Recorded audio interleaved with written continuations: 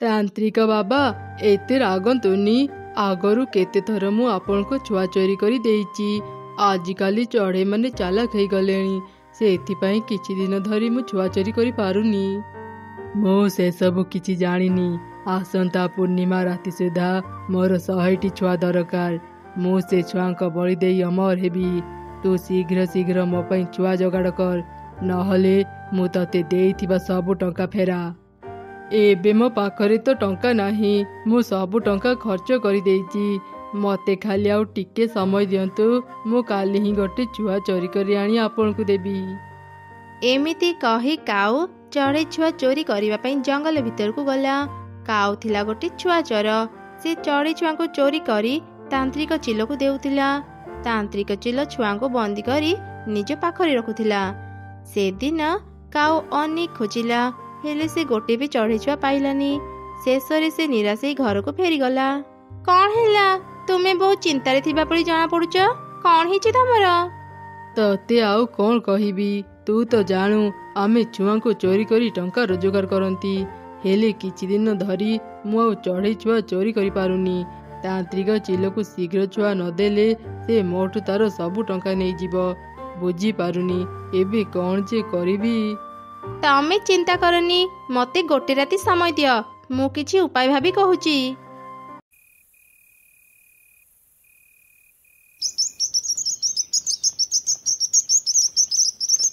अरे तो किछि उपाय चिंता कलु कि नहीं? आज तांत्रिक को छुआ देबा पई पड़िबो।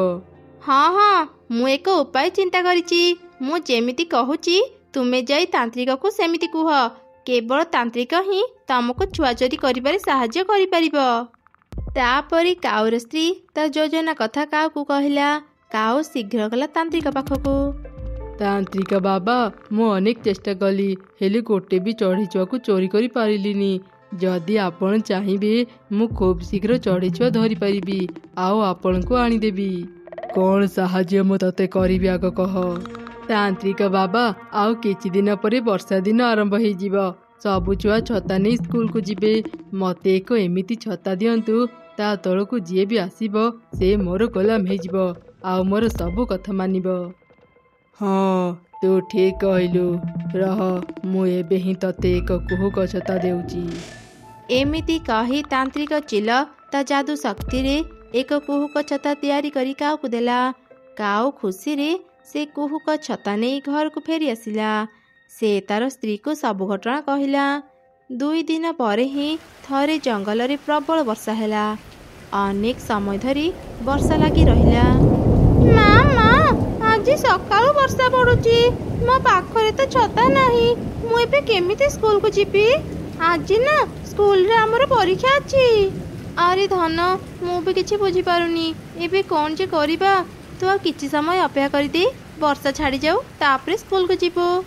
हाँ, वर्षा जदि छाड़ू छाड़ू डेरी हे जिबा, मो परीक्षा भी सरी जाइथिबो। मु तुमरो किछि कथा सुनिबिनी, भिजी भिजी हेले भी स्कूल को जिबी। रही जा धन, रही जा, मो कथा टिके सुनी जा। वर्षा रे भिजनी, नहले तो देह खराब हे जिबो। मिट्टू छुआ ता मार किछि कथा न सुनी स्कूल को बाहरी गला। से वर्षा रे भिजी भिजी जाउथिला। रास्ता रे काऊ सह तार देखा हैला। कि रे मिट्टू छुआ, एमिति भिजी भिजी काहेकि स्कूल को जाउछु? तो पाखरे छता नहीं कि? ना अंकल, मो पाखरे छता नहीं। आज हम स्कूल रे परीक्षा, सेति पाई मो भिजी भिजी स्कूल को जाउची। अरे अरे एमिति कथा। मिट्टू छुआ तुम छता तळको आ, मु तते नहीं तो स्कूल रे पहुंचई देबी। काऊर कथा को विश्वास करी मिट्टू छुआ ता छता तळको गला। काऊ ताको बस करिनेला। तापरी काऊ मिट्टू छुआ को नहीं तांत्रिक चिलो को देदेला। तांत्रिक चिल मिट्टू छुआ को बंदी करी निज पाखरे रखिला। सेपटी मिट्टू छुआर माँ ता छुआ को घर को न फेरिबा देखी अनेक चिंतारे पड़ीगला। मो छुआ सकाळु रागिकी घर बाहरी जाइथिला, एजाई फेरिलानी, एबे मु ताको कोठी खोजिबी? एमिति चिंता करी माँ मिट्टू ता छुआ को खोजिबा पई बाहरी गला। हेले से ताको कोठी भी पाइलनी। एही परी आहुरी 2 दिन बीती गला। दिने काऊ लाल छता धरी छिड़ा हेतिला। सेते बेले से रास्ता दे पारा छुआ जाउथिला। अरे पारा छुआ, तू कुआडे जाउछु? ଦେଖୁଛ ତ ମୁଁ ବ୍ୟାଗ ଧରିଛି, ତା ମାନେ ମୁଁ ସ୍କୁଲକୁ ହିଁ ଯାଉଛି। ଏତେ ପ୍ରଶ୍ନ ମତେ କାହିଁକି ପଚାରୁଛ? ମୋ ରାସ୍ତା ଛାଡ଼, ମୁଁ ସ୍କୁଲ ଯିବି। ଆରେ ଆରେ ଛୁଆଟାର କେତେ ରାଗ ଦେଖ। ମୁଁ ତତେ ମୋ ଲାଲ ଛତା ଦେଖେଇବାକୁ ଆସିଥିଲି। ଦେଖିଲୁ ମୋ ଲାଲ ଛତା କେତେ ସୁନ୍ଦର ହେଇଛି ନା? ମତେ କଣ ତୁମ ଲାଲ ଛତା ଦେବ ଯେ ଏମିତି ମତେ ଦେଖେଇବାକୁ ଆସିଛ? ହଁ ହଁ, କାହିଁକି ଦେବିନି? ନେ ମୋ ଲାଲ ଛତା ଦେ, ମତେ ତ ପୁରୁଣା ଛତା ଦେ। କାଉର ଏପରି କଥା ଶୁଣି ପାରାଛୁଆ ଖୁସି ହେଇଗଲା। ସେ କାଉକୁ ତାର ପୁରୁଣା ଛତା ଦେଇ କାଉର ଲାଲ ଛତାକୁ ନେଲା। ଯେମିତି ସେ ଲାଲ ଛତା ତଳକୁ ଗଲା, ସେ କାଉର ସବୁ କଥା ମାନିଲା। କାଉ ତାକୁ ବି ନେଇ ତାନ୍ତ୍ରିକ ଚିଲକୁ ଦେଇଦେଲା। ଏହିପରି ଅନେକ ଦିନ ବିତିଗଲା। ଦିନକୁ ଦିନ ଚଢ଼େଇ ଛୁଆ ହଜିବା ଦେଖି ସମସ୍ତେ ଅନେକ ଚିନ୍ତାରେ ପଡ଼ିଗଲେ। କାନ୍ଦନି ମିଟୁ ଭଉଣୀ, କାନ୍ଦନି ପାରା ଭଉଣୀ, ଜାଣି ହଉନି ତମ ଦୁଇ ଛୁଆ କୁଆଡ଼େ ହଜିଗଲେ। ମୁଁ ଭଗବାନଙ୍କ ପାଖରେ ପ୍ରାର୍ଥନା କରୁଛି ସେମାନେ ଯୋଉଠି ବି ଥାଆନ୍ତୁ ଭଲରେ ଥାଆନ୍ତୁ। ବେଳେ ବେଳେ ତମର ସନ୍ଦେହ ହୁଏ ବର୍ଷା ସମୟରେ ହିଁ ଛୁଆମାନେ ହଜନ୍ତି। ବର୍ଷା ଦେବା ସମୟରେ କି ଆମ ଛୁଆଙ୍କୁ ଚୋରି କରି ନେଇଯାଉନି ତ? ହଁ ଚଢ଼େଇ ଭଉଣୀ, ମତେ ବି ସେମିତି ଲାଗୁଛି। ମୋ ଛୁଆ ମୋ ଉପରେ ଯେତେ ରାଗ କଲେ ବି ସେ ମତେ ଛାଡ଼ି କୁଆଡ଼େ ବି ଯାଏନି। ନିଶ୍ଚୟ ମୋ ଛୁଆ ହଜିବା ପଛରେ କାହାର ହାତ ଅଛି। ମତେ ବି ସେମିତି ଲାଗୁଛି। ହେଲେ ଚିନ୍ତା କରନି, ଅପରାଧୀ ଯେତେ ଅପରାଧ କଲେ ବି ଦିନା ଦିନେ ସେ ଧରା ପଡ଼ିଯିବ। ଆମେ ସେ ସମୟକୁ ଅପେକ୍ଷା କରିବା। ଏମିତି ଆହୁରି ବେଶ କିଛି ଦିନ ବିତିଗଲା। ସେପଟେ କାଉ ଚିଲକୁ ଛୁଆ ଦେଇ ତା ପାଖରୁ ଅନେକ ଟଙ୍କା ପାଉଥିଲା। ବା ବା, ମୋ ସ୍ତ୍ରୀର କେତେ ବୁଦ୍ଧି। ଆଜି ତ ବୁଦ୍ଧି ପାଇଁ ମୁଁ ଅନେକ ଟଙ୍କା ରୋଜଗାର କରୁଛି। ପ୍ରତ୍ୟେକ ଦିନ ମୁଁ ସେ କୁହୁକ ଛତା ପାଇଁ ଗୋଟେ ନା ଗୋଟେ ଛୁଆ ଚୋରି କରିପାରୁଛି। ତମର ଯଦି ଏତେ ଟଙ୍କା ରୋଜଗାର ହେଉଛି, ମୋ ପାଇଁ ଗୋଟେ ସୁନାର ହାର ଆଣିଦିଅ। ସୁନା ହାର? ଆରେ ମୁଁ ତୋ ପାଇଁ ହୀରାର ହାର ଆଣିଦେବି। ମୁଁ କାଲି ହିଁ ତୋ ପାଇଁ ଗୋଟେ ହୀରା ହାର ଆଣିଦେବି। ଏମିତି ଦିନ ବିତୁଥିଲା। ଦିନେ ସକାଳେ ଭୀଷଣ ବର୍ଷା ହେଲା। ଦୁଇ ସାଙ୍ଗ ରିଙ୍କି ଆଉ ପିଙ୍କି ମିଶି ସେଇ ବର୍ଷାରେ ଭିଜି ଭିଜି ସ୍କୁଲ ଯାଉଥିଲେ। ଏମିତି ଦେଖି କାଉ ସେମାନଙ୍କ ପାଖକୁ ଗଲା ଆଉ ତା ଛତାର ଲୋଭ ଦେଖେଇଲା। ତା ଦେଖି ରିଙ୍କି ଚଢ଼େଇ କାଉର ଛତା ତଳକୁ ଚାଲିଗଲା। ହେଲେ ପିଙ୍କି ଚଢ଼େଇ ଗଲା ନାହିଁ। ଆରେ ପିଙ୍କି, କଣ ହେଲା? ଆସ ମୋ ଛତା ତଳକୁ, ମୁଁ ତମ ଦୁଇ ଜଣଙ୍କୁ ନେଇ ସ୍କୁଲରେ ଛାଡ଼ିଦେବି। ନା ଅଙ୍କଲ, ମତେ ବର୍ଷାରେ ଭିଜିବାକୁ ଭାରି ଭଲ ଲାଗେ। ମୁଁ ଭିଜି ଭିଜି ସ୍କୁଲକୁ ଯିବି। କାଉ ପିଙ୍କି ଚଢ଼େଇକୁ ଯେତେ ବୁଝେଇଲେ ବି ସେ କାଉର ଛତା ତଳକୁ ଗଲା ନାହିଁ। ଆରେ ଏ ଚଢ଼େଇ ଛୁଆଟା ତ ଭାରି ଜିଦିଆ। ଯେତେ କହିଲେ ବି ସେ ମୋ ଛତା ତଳକୁ ଆସୁନି। ଆଉ କେହି ଏଠାକୁ ଆସିବା ପୂର୍ବରୁ ମୁଁ ଏ ଗୋଟିଏ ଛୁଆକୁ ନେଇ ଏଠୁ ପଳାଏ। ଆରେ ଆରେ କାଉ ଅଙ୍କଲ, ତୁମେ ମୋ ସାଙ୍ଗ ରିଙ୍କିକୁ ନେଇ କୁଆଡ଼େ ଯାଉଛ? ରିଙ୍କି ରହିଯା, ଆମେ ସାଙ୍ଗ ହିଁ ସ୍କୁଲକୁ ଯିବା। ମୁଁ ରିଙ୍କିକୁ ନେଇ ସ୍କୁଲରେ ଛାଡ଼ିଦେବି, ତୁ ଯା। ଏମିତି କହି କାଉ ରିଙ୍କିକୁ ନେଇ ସେଠାରୁ ଚାଲିଗଲା। ଏସବୁ ଘଟଣା ଦେଖି ପିଙ୍କି ମନରେ ସନ୍ଦେହ ହେଲା। ସେ ଶୀଘ୍ର ତା ଘରକୁ ଯାଇ ତା ମାକୁ ସବୁ ଘଟଣା କହିଲା। ତା ମା ମନରେ ବି ସନ୍ଦେହ ହେଲା। ସେ ଅନ୍ୟ କିଛି ଚଢ଼େଇଙ୍କୁ ଧରି କାଉକୁ ଖୋଜିଲା। ଏମିତି ଖୋଜୁ ଖୋଜୁ ସେମାନେ ଦେଖିଲେ କାଉ ରିଙ୍କି ଚଢ଼େଇକୁ ଧରି ଏକ ଗୁମ୍ଫା ଭିତରେ ପଶୁଛି। ସମସ୍ତେ ସେ ଗୁମ୍ଫା ଭିତରକୁ ଗଲେ। ଆରେ କଣ, ଏଠି ତ ଆମର ସବୁ ଛୁଆ ଅଛନ୍ତି। ତା ମାନେ ଏଇ କାଉ ଆମ ଛୁଆଙ୍କୁ ଚୋରି କରି ଆଣି ଏଠି ରଖୁଛି। ଏଇ ତାନ୍ତ୍ରିକ ବି ତା ସହ ମିଶିଛି। ଆରେ ସମସ୍ତେ ଦେଖୁଛ କଣ? ଶୀଘ୍ର ଏ ଦୁଇ ଜଣଙ୍କୁ ମାର। ତାପରେ ସବୁ ଚଢ଼େଇ ମିଶି କାଉ ଆଉ ତାନ୍ତ୍ରିକ ଚିଲକୁ ବହୁତ ପିଟିଲେ। ପିଟି ପିଟି ସେମାନେ ସେ ଦୁଇ ଜଣଙ୍କୁ ଥାନାରେ ଦେଇଦେଲେ। ସବୁ ଚଢ଼େଇ ନିଜ ନିଜ ଛୁଆଙ୍କୁ ଫେରି ପାଇ ଖୁବ୍ ଖୁସି ହେଇଗଲେ।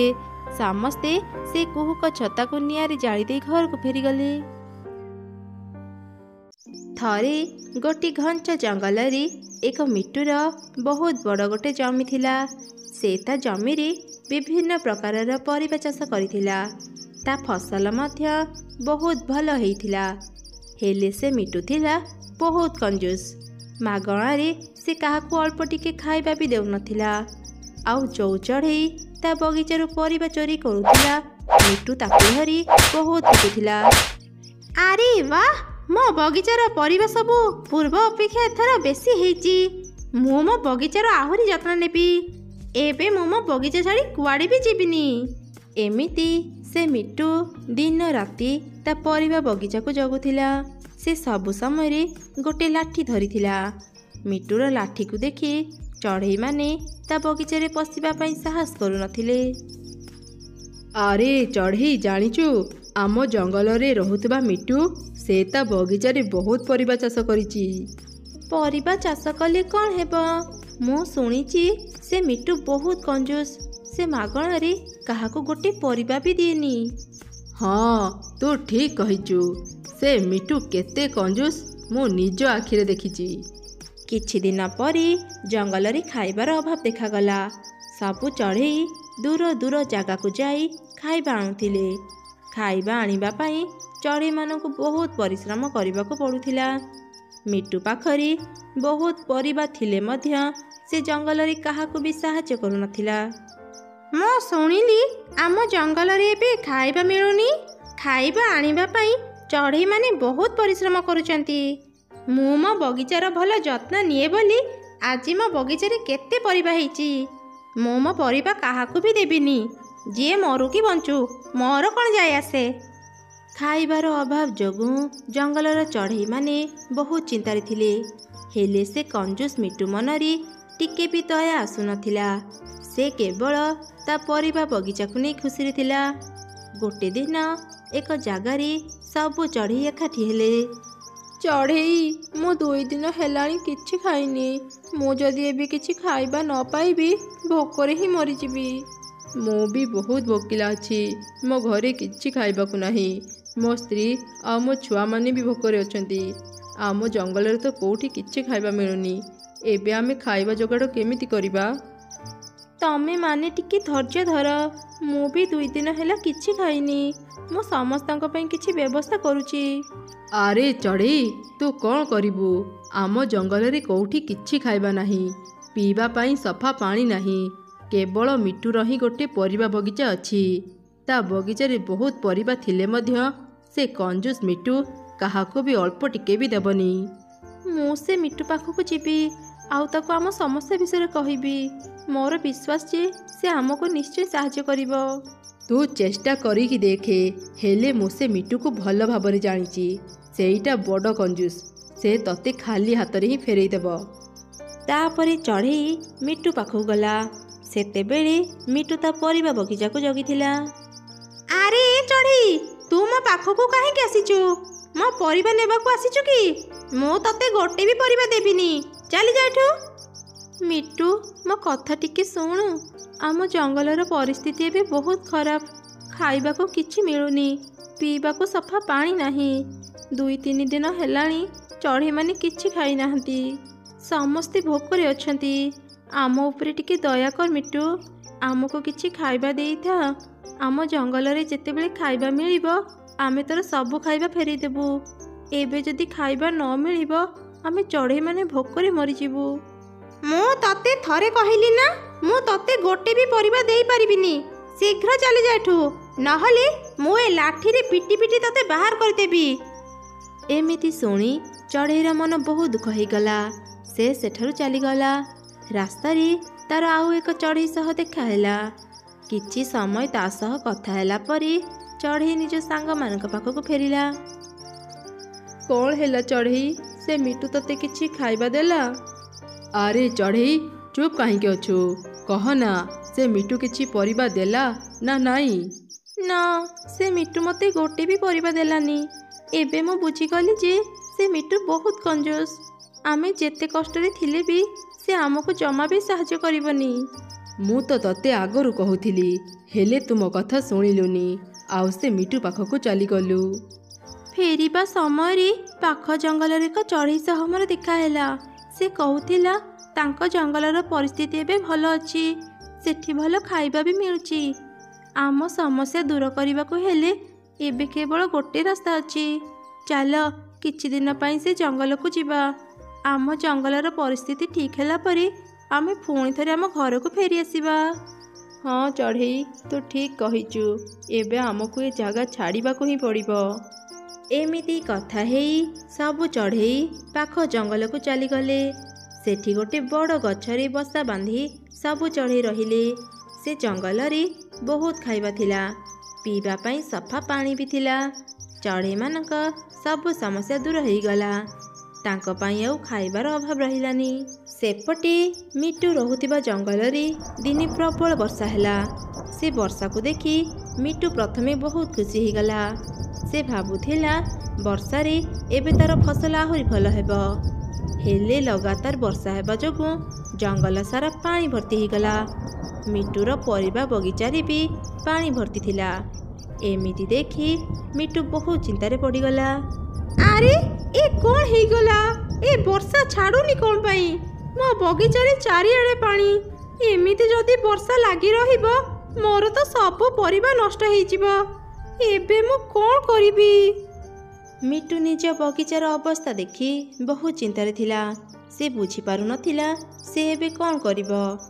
4 ଦିନ ଲଗାତାର ବର୍ଷା ହେବା ପରେ ଦିନେ ବର୍ଷା ଛାଡ଼ିଗଲା। ପାଣି ବି ଶୁଖିଗଲା। ହେଲେ ମିଟୁର ବଗିଚାର ସବୁ ପରିବା ନଷ୍ଟ ହେଇଯାଇଥିଲା। ମିଟୁ ବହୁତ ଦୁଃଖୀ ହେଇଗଲା। ମୋ ସହ ଏମିତି କାହିଁକି ହେଲା? ମୋର ସବୁ ପରିବା ନଷ୍ଟ ହେଇଗଲା। ଏବେ ମୁଁ କ'ଣ ଖାଇବି? ମୁଁ ଦିନ ରାତି ପରିଶ୍ରମ କରି ପରିବା ଚାଷ କରିଥିଲି।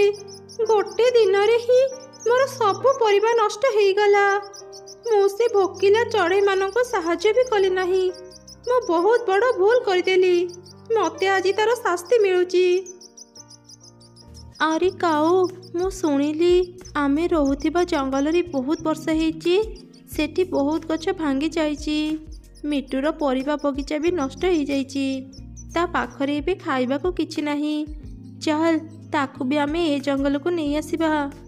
ତୁ କାହିଁ ତା ବିଷୟରେ ଏତେ ଚିନ୍ତା କରୁଛୁ? ଆମ ଅସୁବିଧା ସମୟରେ ସେ ଆମକୁ ସାହାଯ୍ୟ କରିନଥିଲା। ଏବେ ଆମେ କାହିଁ ତା ପାଖକୁ ଯିବା? ଏମିତି କହନି କାଉ। ସେ ଆମ ସହ ଖରାପ କଲା ବୋଲି ଆମେ ବି ତା ସହ ସେମିତି କରିବା ଠିକ୍ ନୁହଁ। ସେମିତି ହେଲେ ତା ଭିତରେ ଆଉ ଆମ ଭିତରେ କ'ଣ ପାର୍ଥକ୍ୟ ରହିବ?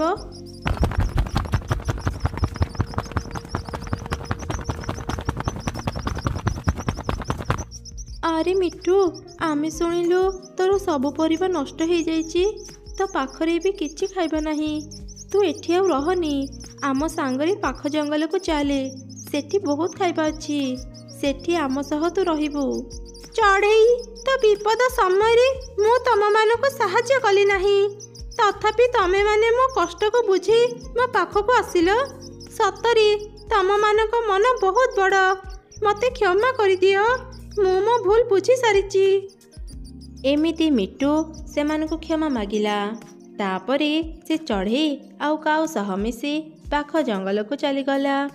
ସେବେଠାରୁ ସେ ଚଢ଼େଇମାନଙ୍କ ସହ ଆଉ ଖରାପ ବ୍ୟବହାର କଲା ନାହିଁ। ମିଟୁ ସବୁ ଚଢ଼େଇଙ୍କ ସହ ମିଳିମିଶି ରହିଲା।